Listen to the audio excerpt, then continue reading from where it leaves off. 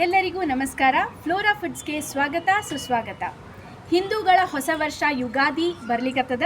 ಈ ಯುಗಾದಿಗೆ ಗುಡಿ ಪಾಡ್ವಾನು ಅಂತಾರ, ಯುಗಾದಿನೂ ಅಂತಾರ. ಈ ಯುಗಾದಿ ದಿವಸ ನಾವು ಪಂಚಾಂಗವನ್ನು ಪೂಜೆ ಮಾಡಿ ಹಬ್ಬವನ್ನು ಆಚರಿಸ್ತೀವಿ.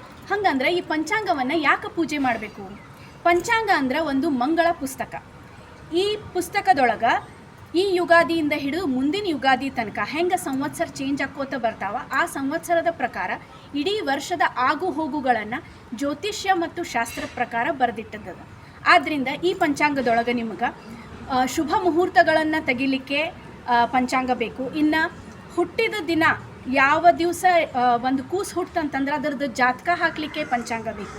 ಇನ್ನು ಯಾರ್ದರ ಸಾವಾಯಿತು ಅಂತಂದ್ರೆ ಆ ತಿಥಿಯ ಪ್ರಕಾರ ಅವರಿಗೆ ಯಾವ ಸದ್ಗತಿ ಲಭಿಸಬಹುದು ಇದನ್ನು ನೋಡ್ಲಿಕ್ಕೆ ಸಹಿತ ಪಂಚಾಂಗ ಬೇಕು.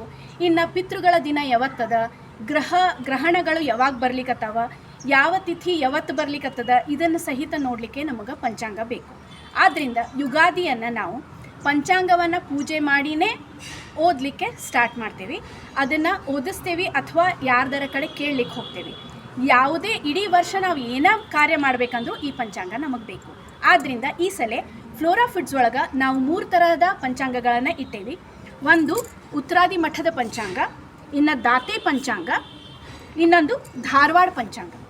ನಿಮಗೆ ಯಾವುದು ಬೇಕೋ ಆ ಪಂಚಾಂಗವನ್ನು ನೀವು ತಗೊಂಡು ಈ ಯುಗಾದಿಗೆ ಈ ಪಂಚಾಂಗಗಳನ್ನು ಪೂಜೆ ಮಾಡಿ ಯುಗಾದಿಯನ್ನು ಸಂಭ್ರಮದಿಂದ ಆಚರಿಸ್ರಿ ಅಂತ ಹೇಳಿ ಎಲ್ಲರಿಗೂ ಯುಗಾದಿಯ ಶುಭಾಶಯಗಳನ್ನು ಕೋರ್ತಾ ಧನ್ಯವಾದಗಳು.